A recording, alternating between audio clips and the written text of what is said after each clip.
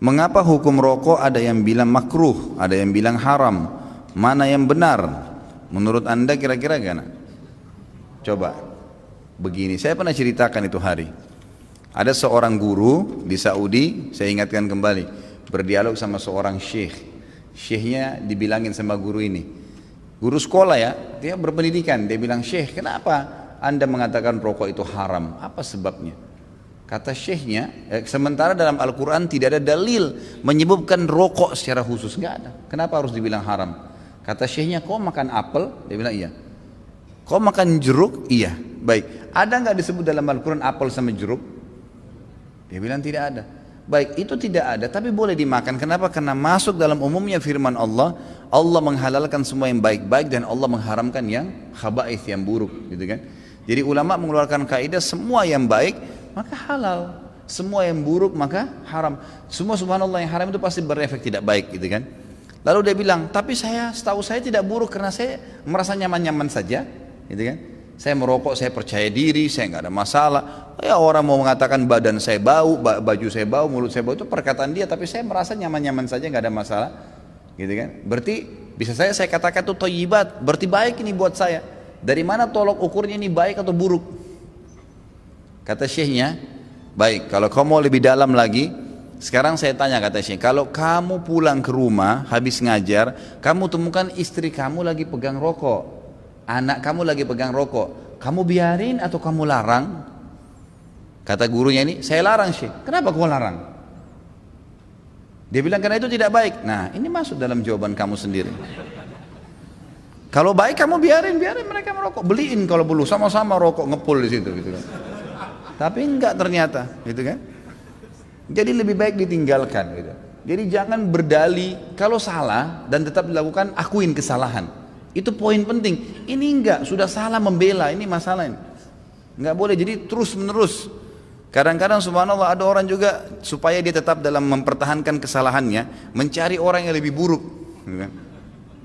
Ada pernah orang bilang sama saya, Ustadz saya baik Ustadz, sholat saya masih jaga sholat maghrib, teman saya dan tidak sholat sama sekali. Jadi patokannya yang lebih buruk, supaya yang dia tinggalin 4 waktu sholat itu mending, nggak apa-apa gitu. Bukannya dilihat orang yang sholat lebih banyak, ini nggak boleh sebenarnya, gitu kan? Allahu alam. Jadi kalau kita lihat, kalau dikatakan memang kategori ulama di Indonesia, kalau di Timur Tengah saya nggak pernah temukan ada ulama menghalalkan rokok. Di Indonesia ini karena kiai kita terlalu murah gelarnya, ayahnya kiai, anaknya jadi kiai, bisa ceramah berapa kali atau pulang haji jadi kiai juga. Ini luar biasa ini.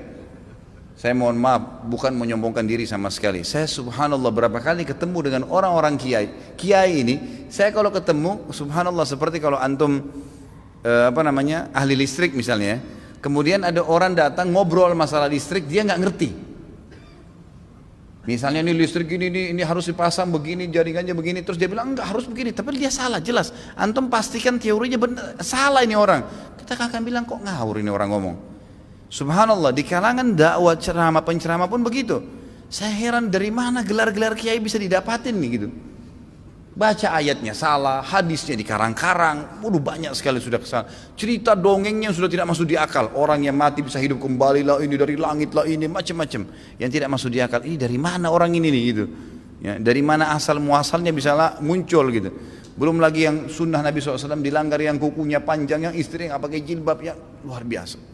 Makanya kata ulama, kalau kau mau melihat seorang alim, kau akan temukan kealiman itu pada diri dan keluarganya. Emang ada ciri di situ, istrinya, anaknya, memang ada ciri kealiman di situ. Ada ilmu, alim kan itu masih dari ilmu ya. Ada pengetahuan agama pada diri mereka. Kalau enggak, gitu. Ada teman saya, subhanallah, bawa undangan pernikahan tamatan Mesir waktu itu di kota Makassar. Perkawinan saya nggak hadir, nggak sempat hadir gitu. Kemudian dia datang setelah itu berkunjung ke rumah saya, gitu kan. Datang ada satu perempuan bersama dia rok pendek. Lalu kemudian ini tamatan Mesir dan LC gitu.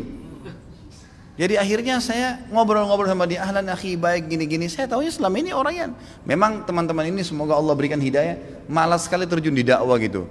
Jadi mereka pulang, mereka sibuk dengan bisnis, tapi dakwah dilupain. Akhirnya tidak terbentuklah pribadi untuk berdakwah, intinya begitu. Terus saya bilang, mana harim antum? Harim itu istri ya. Oh ini dia dengan malu nunjuk ini di sebelah gitu.